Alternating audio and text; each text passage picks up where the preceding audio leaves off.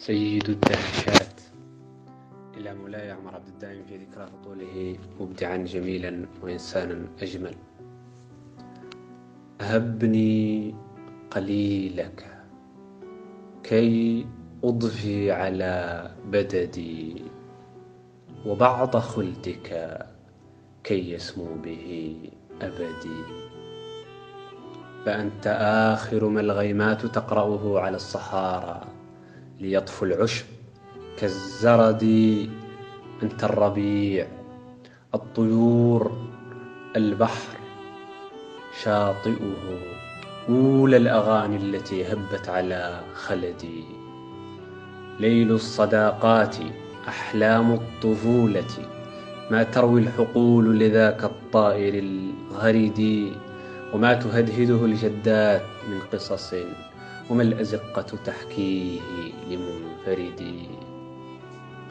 يا أيها الكون في شخص ملامحه، أما تغني لهذا العاشق الولد، أما تغني لهذا الطفل أغنية وأنت من بالأغاني جد محتشد. هبني من الفن كنه الفن يا أبتي، حتى يرى كائنا يمشي على جسدي. ماذا عليك حبيبي لو تكون بخير دائما، سالما من الحزن والكمد.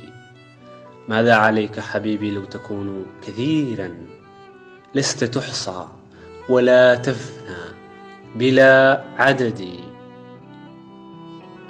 ماذا على الشارع الخلفي لو جمحت أنواره فأرتنيكم على بعدي.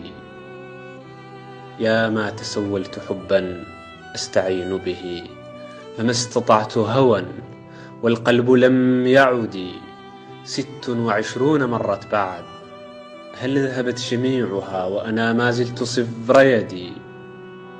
أنا الموسيقي شرع اللحن، معتقدي وحي المواويل، ما أحلاه معتقدي. أنا النبيذي والأعناب معجزتي، دين العناقيد ديني عنه لم أحد. وحدي سأرجع صوب الأمس، إذ تعبت خطايا من طول يومي وانتظار غدي. معي رفاقي القصيديون، أسئلتي وحيرتي وانفعالاتي ومبتعدي.